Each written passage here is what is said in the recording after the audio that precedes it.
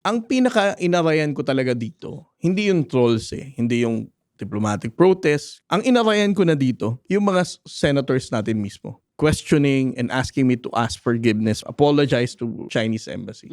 Ako talaga honestly, I became more emotional regarding sa sinabi ni Senator Alan Peter. Because I never really had the chance to talk to him. No? He was not even brief pagdating sa WPS. And to say publicly, kung kay Tariela, kung barin niya yung uniforme niya, mag-vlogger na lang siya. Teka lang sir wala naman akong ginawang masama sa Pilipinas. And most importantly, wala rin akong ginawang masama sa'yo para babuyin mo ang reputasyon ko. Ang kasama natin ngayon sa From the Heart ay for sure kilalang kilala ng lahat. The man behind, of course, ang pakikipaglaban ng Philippine Coast Guard sa West Philippine Sea. Paulit-ulit niyang sinasabi, atin ang West Philippine Sea. I have to say, hanga ako sa kanyang katapangan. Kaya mas gusto ko siyang mas makilala ng malaliman pa. And of course, unahin na natin, gusto ko siyang i-congratulate kasi just recently from Commodore, ngayon nga po siya ay Rear Admiral na. Kasama po natin ngayon, the one and the only, Rear Admiral J. Tariela. Magandang umaga po. Thank you for being here on the podcast. Thank you, DJ Cha, for having me. Commodore J pa lang kasi I have to wait for the dawning ceremony. Okay. No? Napapalitan yung shoulder board. That's why 1 star pa rin yung shoulder board ko. Oo. Pero pwede na kitang tawaging Rear Admiral kasi official na siya, na-sign na ng President. Para sa akin, yung simplified na way to address an Rear Admiral, kahit Admiral J na lang or ganon. For those people who are close to me, ang tawag na lang nila sa akin is Doc J. Doc J? Yes. Why Doc J? Kasi I have PhD. Nakakilala sa akin before I became Commodore, Admiral. Ang tawag nila sa akin, Doc J. Oo. So should I address you as Admiral J or Doc J? Or Doc Admiral J? Pwede bang ganon? Mas bagay Ano yun. na lang, Doc J na lang siguro para mas maigsi. But how do your friends call you? Yung friends ko na close sa akin, J lang. Pero J. for those people who did their PhD or masters together with me, nang nasa Tokyo kami, nasanay na rin silang Doc J. Oo. At saka hindi madali magka-PhD, so I will call you Doc Admiral J. Kasi hindi lahat ng tao may PhD. Pinaghihirapan yan. So now we know, di ba? Ito si Doc Admiral J ay talagang hindi basta-basta. PhD in? Advanced Policy Studies, major in International Relations, and focusing on maritime security. Ang Grabe. dissertation ko is all about trying to explain why Coast Guard organizations in the region is on the rise despite of the presence of their respective naval forces. Mamaya pag-usapan natin yung pagiging admiral mo, Doc J. Pero ngayon, I wanted to get to know you on a more personal level. How old are you? Are you married? Do you have kids? I'm 44 years old. Tapos, I have 3 kids, no? Ang eldest ko, babae, 16-year-old, grade 10. And then my middle child, edad niya is 13 years old, first year high school or grade 7. And then yung bunso ko na siguro may chance na magmana sa ugali ko, babae, 10 years old. Oo. Bunso mo na may chance magmana sa ugali mo. So may possibility din na sundan ang yapak mo sa trabaho? Hindi siguro. Parang ayaw mo. Ayaw mo? Ayaw niya rin. Ayaw niya rin ng mga ganitong mga trabaho. So wala sa anak mo, Doc J, ang may gusto Wala. to be in uniform? Yes. Kasi ang mga kapatid ko, most of them are medical doctors. So, ang nanay ko lang, ang pangarap niya sa akin, maging pare. So, Layo, ako ang youngest Oo. Unfortunately, I decided to enter the military academy and I joined the Coast Guard eventually because, of course, open book na rin naman, no? Sinasabi ng mga trolls, Commodore Tariela didn't graduate from the Philippine Military Academy. So, 3 weeks before graduation, I had a case with some of my classmates. We went out and just to clarify, no, I resigned from the academy. Kasi meron tinatawag na honor code Once you violate the code, you resign voluntarily. Voluntarily. So you're not discharged dishonorably na sinasabi nila. Oo. You Na resign. pinapakalat ng Yes. trolls. Oh, You but resign for the good of the service. what happened? Kung okay lang pag-usapan. Yes. Well, there was a leakage ng isang exam.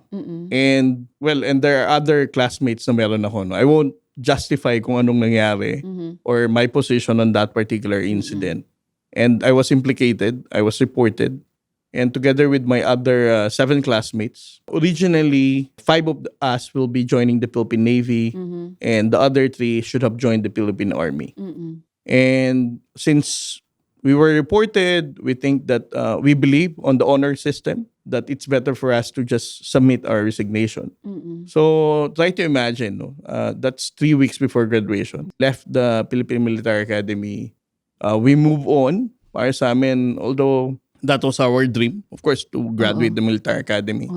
And ang nangyari doon, tinulungan naman kami ng commandant of the Philippine Military Academy for us to join the Coast Guard.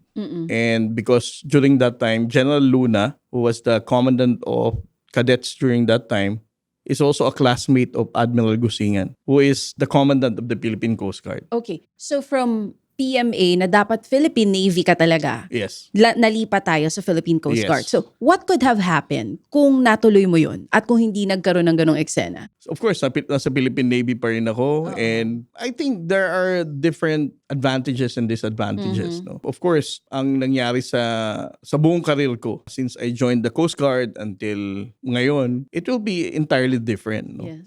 Para sa akin, yung bilis ng promotion ko and my opportunities na makapag-aral, makapag-PhD sa Tokyo, ito yung mga bagay na siguro hindi ko magagawa kung I graduated and I joined the Philippine Navy because there are some structural limitations. Of course, you cannot be promoted that fast and you cannot spend almost 5 years of your career na nag-aaral lang sa Japan. Correct. Para sa akin, may good and bad sides of it. Pero yung experience that I left the military academy, para sa akin, it made me a better person. So, wala kang pinagsisisihan doon? Wala akong pinagsisihan in a way kasi you na are in a better position now. not just in a better position, but I think that heartbreaking experience alone made me a better person. And that's what's important. Hindi na kung ano yung nangyari in the past. At hindi naman ikaw yung para itago mo. Yeah. No? Kung ano yung nangyari. I'm just curious. So, sir, it's possible na if you're in PMA na nasa Philippine Navy, pwede talaga lumipat ng Philippine Coast Guard kung may mga ganong incident. Kailangan kumpletuhin nyo ulit yung ilang taon sa Coast you have- Guard?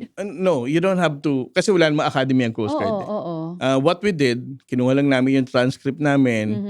We went to a school, accredited yung some of the units. And then we spent some semesters para matapos yung bachelor's degree, which is equivalent to business administration, para matapos lang agad. Anong culture sa Philippine Navy na iba sa Philippine Coast Guard?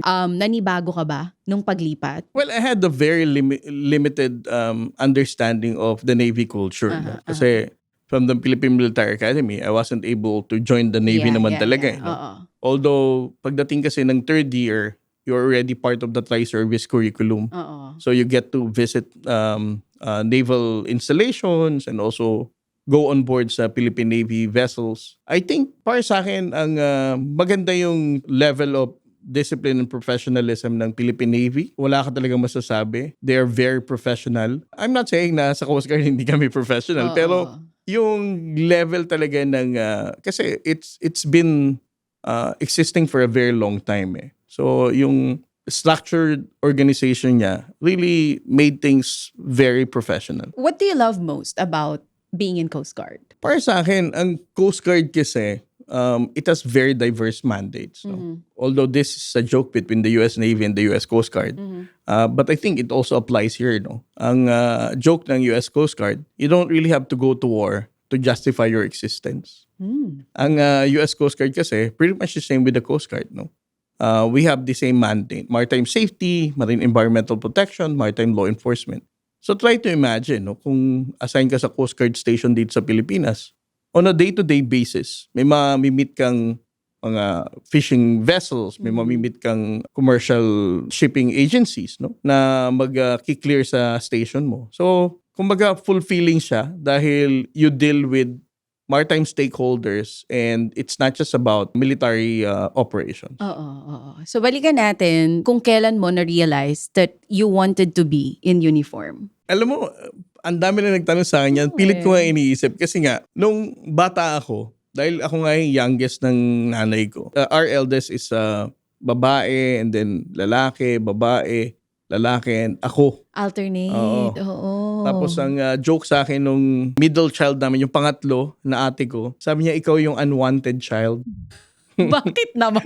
Kasi Oo. kumpleto na nga daw sila eh. Girl, boy. Tapos bigla ka dumating. Bigla akong dumating So, na talagang unplanned. As a matter of fact, yung pang-apat namin, junior na siya eh. Tapos yung mga pangalan nila lahat, double names. Pagdating sa akin, wala na maisip, nanay ko, Jay na lang. So Jay. that's your name lang talaga? Jay. Walang second name or Walang anything? second name. Kaya ang joke sa akin ng ate ko, ikaw unwanted child ka kasi talaga. Kasi Okay. kumpleto na kami nung dumating ka. Tapos, ako, sinasama ako ng nanay ko lagi. Sisimba siya sa Baclaran ng umaga. Tapos, every Sunday, ang trip ng nanay ko sa akin is for me to recite yung homily. The connection of the homily with the gospel and the first reading and second reading. So, napakataas ng appreciation ko sa mga homilies sa sermon ng pare. So, ako naman, iniisip ko, laging nanay ko kasi sinasabi niya, ito yung anak ko magpapare, gano'n. Yun ang pakilala sa'yo. Oo, ito Ilang yung taong ka nung pag pinapakilala ka ni Mom Shi na, ito ang anak ko si Jay, magpapari yan. Siguro hanggang mga grade 3, grade 4. Hindi ka umaalma nun, okay naman Hindi, sa'yo. kasi mabait akong anak. Okay, Tsaka okay. ako yung bunso. So, Oo. naisip ko magpapari siguro talaga ako. And then eventually, all of a sudden, nung high school na ako, sinabi ko na sa nanay ko na papasok ako ng PMA. So, Paano pumasok sa utak mo bigla yun from pagpapare to bigla mong sinabi na papasok ako sa PMA? hindi ko rin alam eh. Bigla na out All of a nowhere, sudden, wala yun ka lang bang talaga. like wala bang nakita, napanood na movie halimbawa or ano ba, kapitbahay na Siguro naka-uniform, iniisip nakita ko mo? kasi, father ko din, mahilig kasi siya manood ng PTB4 na graduation ng PMA. Siguro, yun lang siguro yung naisip That's ko. your only Oo, na memory, parang tapang, okay? yun lang siguro ang naka-influence sa akin why I Alright. decided to join the Philippine Military Academy. Other than that, wala naman kasing sa pamilya namin, wala naman pumasok ng military. Wala You're the namang- only guy. Yes, I'm the only one. Wala nga akong background as in kung anong gagawin sa PMA. Aside from nanonood lang si daddy Yes, ng graduation, ng right? graduation. So, anong reaction ni mommy and daddy nung sinabi mo na gusto ko pumasok sa PMA? Parang ang tanong nila is, kakayanin mo ba?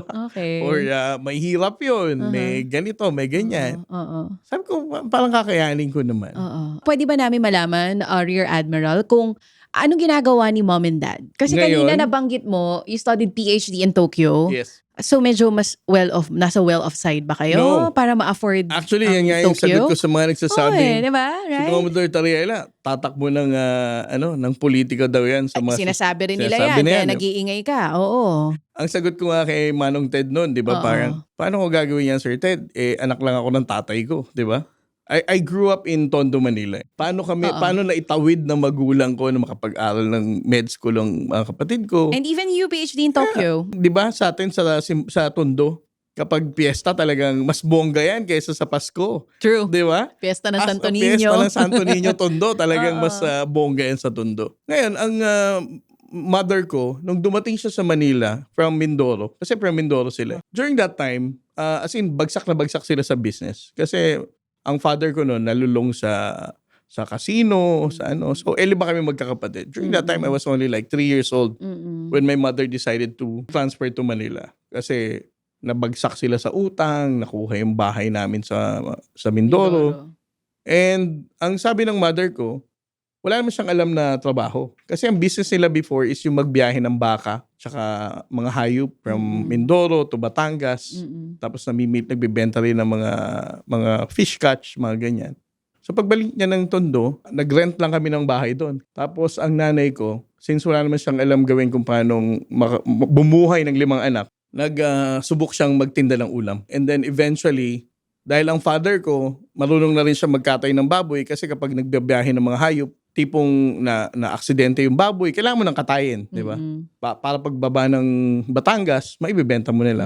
So ang father ko, ang ginagawa niya, nagkakatay din siya ng baboy. Okay. Yan yung mga typical na pinagkakakitaan sa Sa Tondo, Tondo, di ba? true. Oo. Kakatay ng baboy, magtitinda ng ulam. Oo. All throughout. Yan lang ang nagsalba sa buhay namin. Napagtapos kayong lahat Yes. sa pagtitinda ng ulam, sa Ulam. pagtutulungan ni mommy and Yeah. daddy. Kaya kapag sinasabi ng mga taong anak mayaman, anong anak mayaman? Oo. Si Commodore Tariela, kung maka-English, kala mo talaga, Amerikano. Hindi pwedeng nag-aral Di ng ba? maigi. Oo.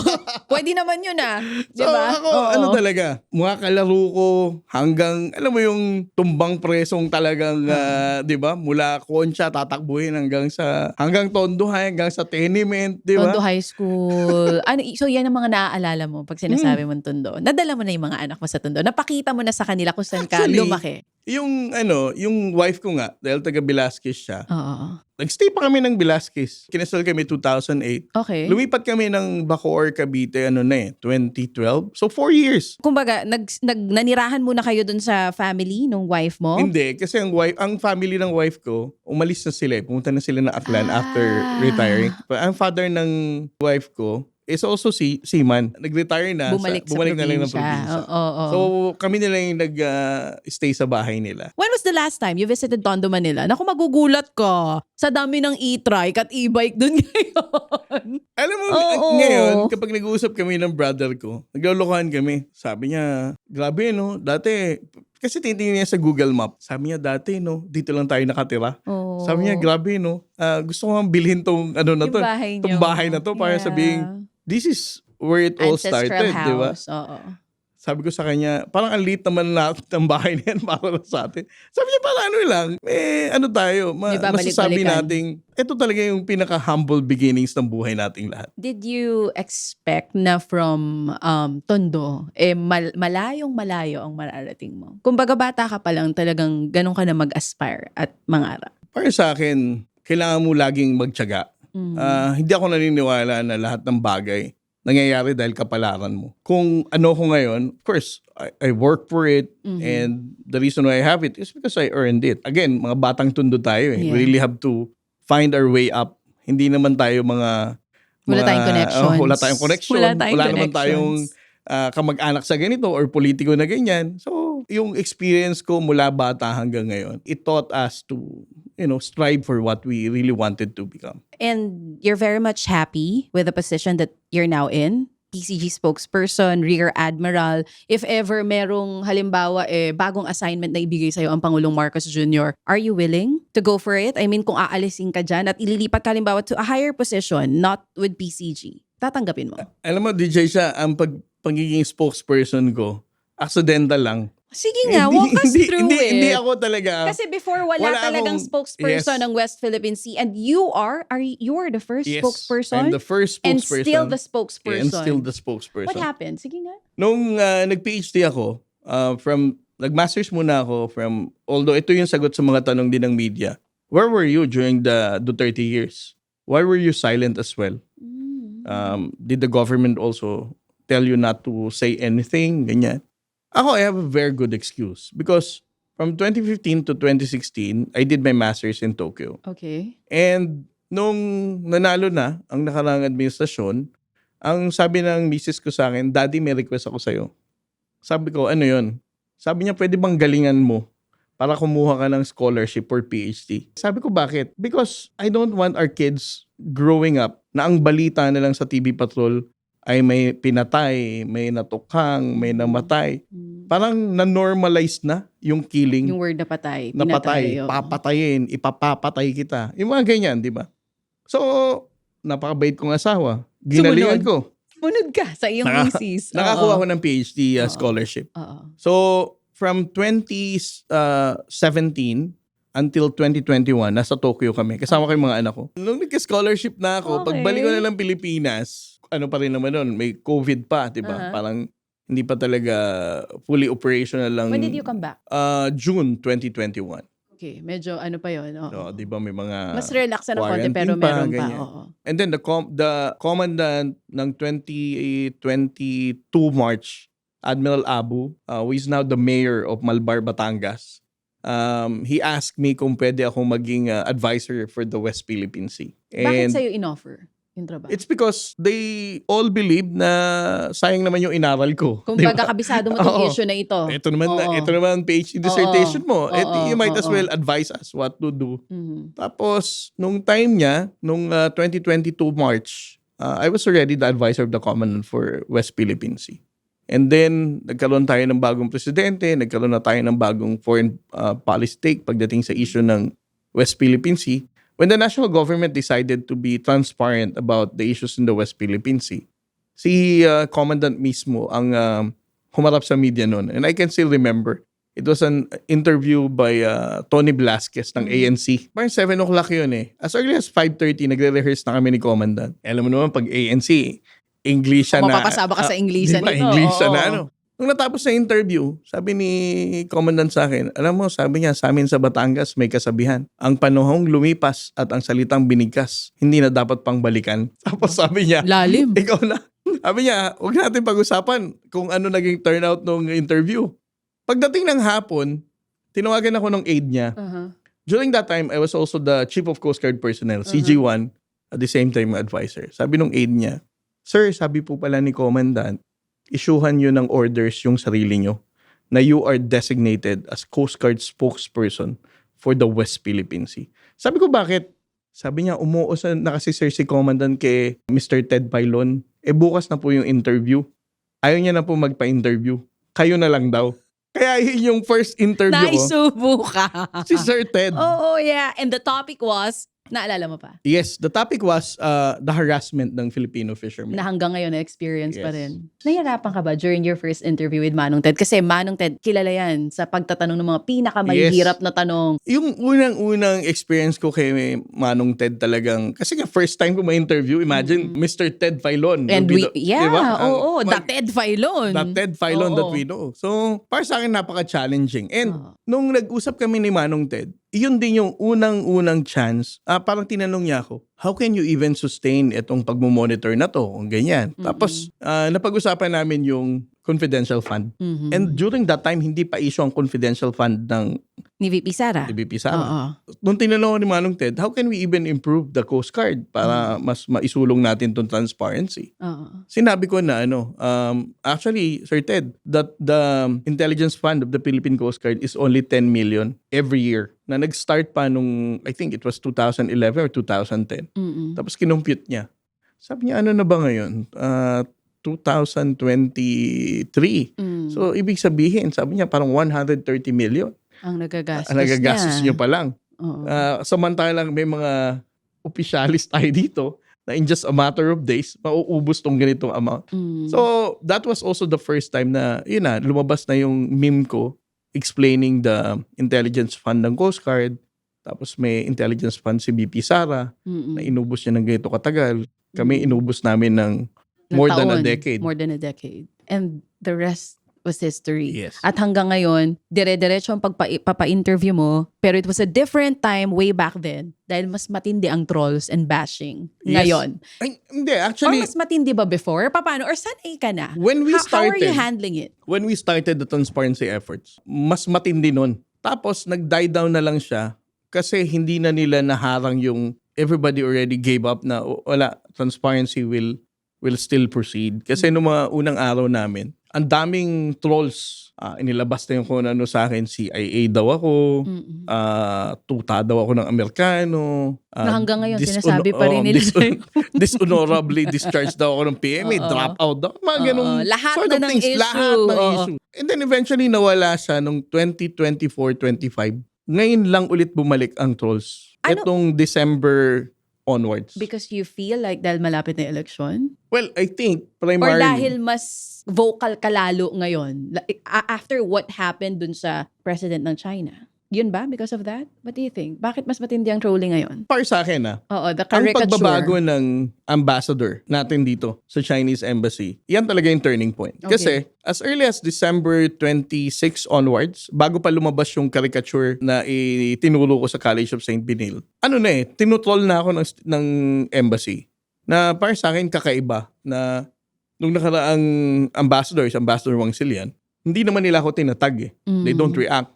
They don't even mention my name. But for this new ambassador, meron silang approach. Tinatag nila ako, challenging our factual narrative. Mm-mm. And then the caricature actually became an opening Mm-mm. for them to file diplomatic protests Mm-mm. and to amplify their noise na I'm already crossing the red line. Mm-mm. How are you handling it? Kasi sa gitna ng mga diplomatic protest, hindi nila tayo din, meron tayong diplomatic protest against them kasi hindi pa rin naman sila tumitigil sa pambubuli sa mga fishermen natin and even sa members ng Coast Guards. Tas kasabay nun, may trolling and bashing. Paano mo hinahandle yun? Ano to, gumigising ka talaga sa umaga, parang, okay, sige, bash nyo pa ako, sanay na ako. Nung first few days natin when we started the transparency, Oo. kasi hindi naman ako public individual dati. Oo. Nung lumabas na yung sa PMA, lumabas na yung pag-fellowship ko sa US, first time kong mabash ng ganun na itong mga tao na to hindi ko kilala pero Kilala ka nahukay nila, ang istorya ng buhay ko. So, masyado ng personal yung atake. masyado ng personal. Oo. And then, Hindi nung- na yung stand mo Yes. ang inaatake. So, noong 2023, dahil first time ko lang ma-experience yun, parang medyo mas stressful. Tapos nawala na lang ulit, in-ignore ko na. Pero ngayong 2026, ang pinaka-inarayan ko talaga dito, hindi yung trolls hindi yung diplomatic protest. Kumbaga, I get used to it already. Ang inarayan ko na dito, yung mga senators natin mismo. The politicians themselves questioning and asking me to ask forgiveness, apologize to Chinese embassy. Para sa akin, yun na yung mas masakit. Imagine, ang trolls, may ignore mo yan Sabihin mo na lang na kailangan lang talaga nila ng pansaing ngayon, kaya kailangan nilang mag-trolling, kailangan nilang may payday, kaya kailangan nilang i-bash. But doing it in the Senate plenary, questioning everything that we did for transparency, para sa akin, mas masakit na yun. And sinagot ko nga kay Christian, nung last time tinanong niya rin, parang ngayon mas emotional ka ngayon. Oo. Sabi niya, nung panahon ni Senator Robin Padilla, formal pa din yung tweet mo. Ni Senator Marcoleta, formal din.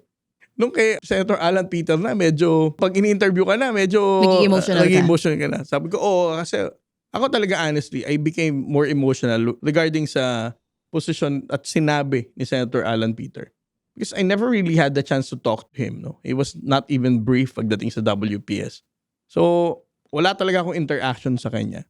And to say publicly, yung issue na, kung ako kay Tariela, as in, walang rank, walang address, wala whatsoever. Kung ako kay Tariela, hubarin niya yung uniforme niya, mag-vlogger na lang siya. Di ba? Parang tipong, teka lang sir wala naman akong ginawang masama sa Pilipinas.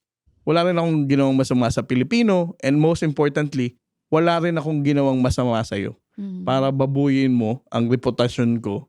At for the past 3 years, wala naman akong ninais na gawin para sa West Philippine Sea for us to be more aware, para pataasin ang kamalayan ng Pilipinas. So for you, that was the parang hardest comment? Para sa akin, the entire stand of Senator Alan Peter, talaga ang lutong ng pagbigkas niya ng pangalan ko. Yun na yung pinakamasakit sa akin. Because alam mo sa sarili mo na wala ka namang intention sumikat, wala ka namang intention mag-trending, hindi naman ikaw ang gumagawa nun. Para tawagin ka na mag-vlogger ka na lang. Oo. And pakiramdam mo, I'm just doing my job being the spokesperson. For the interest of our It's too country. much for you. Yes, it's too much for me. Etong issue ng West Philippine Sea, for me naman it's too much. Kaya rin ako nagiging emotional sometimes. Kasi sabi ko, alam mo siguro dun sa corruption issues, naiintindihan ko pa na yung ibang mga Pilipino, may kung iba-iba tayo ng opinion on corruption. Pero when it comes to West Philippine Sea, naiimo ako na ba't ganun? Pare-pareho tayong Pilipino, ba't iba-iba tayo ng stand? Why are there Filipinos na against dito? Bakit parang kaaway nila tayo pag naglalabas tayo ng opinion about the West Philippine Sea? Alam mo, para sa akin, DJ siya, yung hindi ko alam kung bakit hindi pa i-disconnect ng mga Pilipino yung pagiging panatiko nila sa politiko kumpara sa interest ng Pilipinas.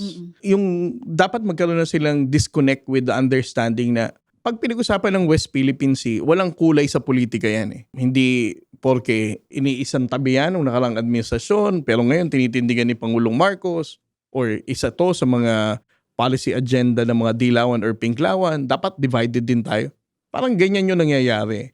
Pero para sa akin, ang Pilipino, since nasa isang bansa tayo, Pilipinas, and West Philippine Sea ay parte ng Pilipinas, din dapat natin tindigan lahat. Ang problema, ang mga politiko din kasi minsan they are also having their own interpretation of things that even undermine our own position. And unfortunately, yung mga supporters nila, naniniwala sa kanila. Kaya nga ako, lagi akong tinatanong din ng mga tao, kahit nga misis ko, tinatanong ako Sabi niya, Daddy, why do you even have to respond sa sinabi ni Senator ganito, or ni Congressman ganito, or ni Mayor ganito? Sabi ko kasi, Mami, if we're not going to respond with all the lies and misinformation about the West Philippine Sea, yung mga supporters nila, papaniwalaan na, sinabi ni ganito, o eto nga daw yan, di ba? Kaya kailangan natin silang bigyan ng alternative information. Otherwise, ang mananalo dito yung kasinunghalingan tsaka maling impormasyon sa West Philippines. Hindi ka mapapagod na gawin yan? Kahit paulit-ulit. Bakit hindi ka mapapagod? Kapag hinayaan na lang natin itong noise and misinformation to dominate the information space, darating ang panahon na yung mga kasinunghalingan na to, eto na lang ang magiging available information sa ating lahat. Kung wala na magsasalita kung tungkol sa factual and legal position ng Pilipinas, parang pinamigay na lang natin ang West Philippine Sea. This is not just about battle of narrative, no? This is about fighting and asserting our rights. Imagine information space pa lang ang pinag-uusapan natin eh. What more kung i-occupy na talaga nila yon dahil we were all made to believe na kanila talaga yon. Gaano ka-importante yung upcoming 2028 elections sa laban natin against West Philippine Sea? Alam mo, DJ siya para sa akin, ang issue ng West Philippine Sea, napakahalagang dapat i-maintain natin yung usapin ng West Philippine Sea. This should be consistently part of our public discourse. Otherwise, ang Pilipino, sabi ko sa isang event na in-attendan ko, ang Pilipino makakalimutin. Kapag i-shut down natin ang transparency ngayon 2026, pagdating ng 2028, wala nang makakaalala kung ano ang sinabi ng mga senador, kongresista, pagdating sa usapin ng West Philippine Sea. That's why we need to consistently provide the right information pagdating sa West Philippine Sea. And I think if there's one thing that we really need to appreciate sa administrasyon na to, and that will be it, no? Yung patuloy na pagtindig, patuloy na pagbibigay ng impormasyon, at higit sa lahat, hindi nagpapapressure sa Chinese embassy, no? To silence transparency. Kung ang mga kababayan nating Pilipino, kung makita mo dun sa naging pushback nila against those senators who didn't support the resolution, no, na ipinush ni Senator Kiko and Senator Risa, makikita mo naman sa social media, DJ Cha, kung ano ang talagang sentimiento ng ating mga kababayang Pilipino. It's all because of the right information. But again, in the absence of the information, mananahimik na lang din ang mga Pilipino dahil wala naman talaga silang alam kung patuloy nating isusuppress na lang ang flow of right information. So you feel like kulang sa kaalaman ng mga Pilipino kung bakit hindi pa rin tayo nagkakaisa sa issue ng West Philippine Sea? Pero what if yung iba may alam pero napapagod na makialam sa issue na to? Paano mo ina-explain sa kanila na, oy, sa issue na to, hindi tayo dapat mapagod at yung pagpili natin ng Pangulo sa 2028 is very crucial sa laban natin sa West Philippine Sea? Alam mo, DJ Cha, may nagsabi na rin sa akin yan eh, na parang, Commander J, what if the Filipinos will also get tired listening about your complaints about the incidents or the harassment? Will it even be still, relatively effective para pataasin ang kamalayan ng Pilipino kung napagod na sila? Sabi ko, alam mo sir, I don't believe na mga Pilipino napapagod pagdating sa usapin ng West Philippine Sea. I don't believe that Filipino people throughout our history would even give up fighting for our sovereignty and sovereign rights. More than 3 centuries tayong na-occupy ng Kastila. Wala namang nagsabi kay Dr. Jose Rizal na 300 taon na nga tayong naging alila ng Espanya. Bakit pa natin ipaglalaban ang ating kasarinlan, right? Oo. Imagine 3 centuries. 3 taon pa na ako nag-iingay ng West Philippine Sea. Ano, pagod na agad tayo? Ang tanong ko nga, kapag nabalitaan mo sa baryo mo na violate ng mga babae, and then paulit-ulit yon araw-araw, pag dumating ba uli sa'yo yung balita, ang sasabihin mo, masanay na tayo dyan kasi ginagawa naman talaga araw-araw yan. The same thing, pagdating sa usapin ng West Philippine Sea, kapag naglabas tayo ng balita na may hinaras na Pilipinong mangingisda ngayon, I don't think that the Filipinos would say, masanay na tayo dyan, paulit-ulit na lang yan. Hindi, di ba? It actually awakens our sense of patriotism. For more than 3 years already, makikita natin yan sa survey. When we started, 70% lang ng Pilipino ang willing na ipaglaban ng West Philippine Sea. Now, it's up to 84% ata last year.